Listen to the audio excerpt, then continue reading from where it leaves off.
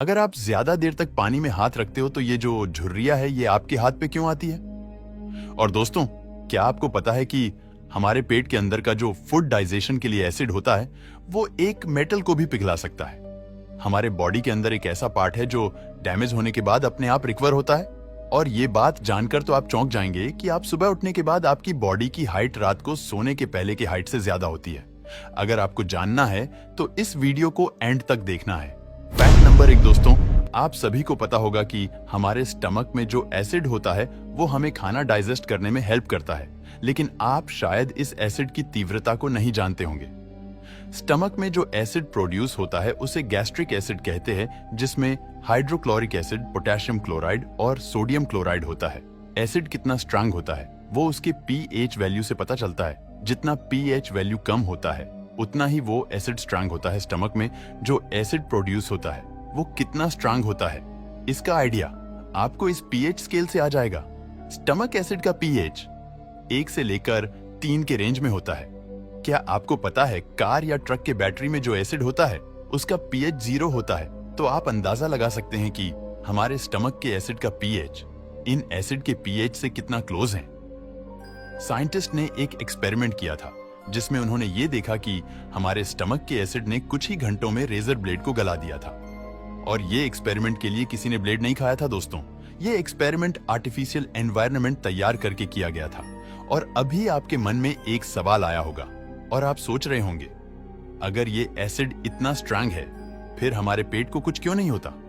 तो ये होता है हमारे स्टमक के अंदर के प्रोटेक्टिव लाइनिंग की वजह से। हमारे स्टमक के अंदर के जो लाइनिंग के जो सेल्स होते हैं वो म्यूकस को क्रिएट करते हैं, जो हमारे स्टमक के अंदर एक प्रोटेक्टिव लेयर बनाता है जो स्टमक के अल्स को एसिड से दूर रखता है। और ये बिकॉज बाइकार्बोनेट रिच सोल्यूशन से बना होता है जो एसिड को थोड़ा सा न्यूट्रलाइज करने का काम करता है।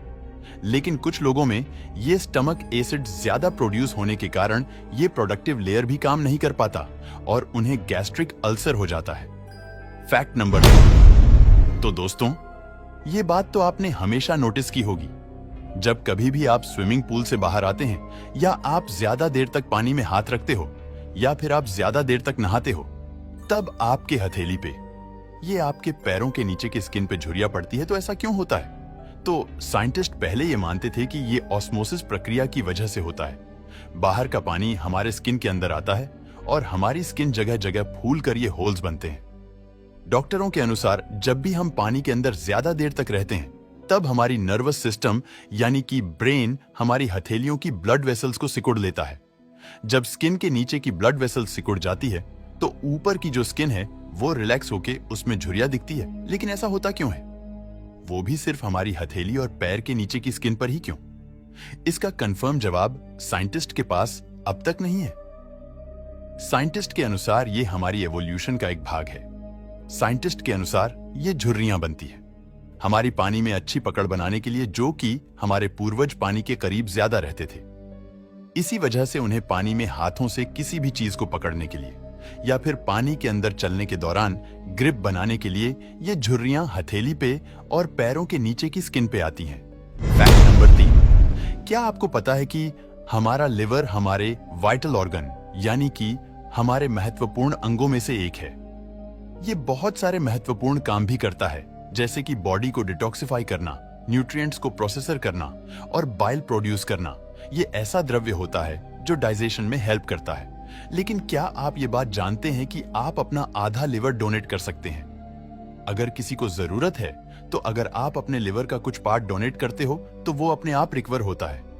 जी हाँ, हमारा लिवर हमारे शरीर का एक ऐसा ऑर्गन है जो फिर से ग्रो कर सकता है। हमारा लिवर हेपेटाइटिस सेल्स से बना हुआ होता है। जब भी लिवर का कुछ भाग रिमूव किया जाता है तभी ये हेपेटाइटिस सेल्स रिएक्टिवेट होते हैं और ये लिवर को फिर से ग्रो करने का काम शुरू कर देते हैं। साइंटिस्ट के मुताबिक अगर आपने अपने लिवर का 65% पार्ट डोनेट कर दिया तो भी ये 1 साल में ही ग्रो हो जाता है। दोस्तों, वीडियो पसंद आया हो तो लाइक और शेयर करें।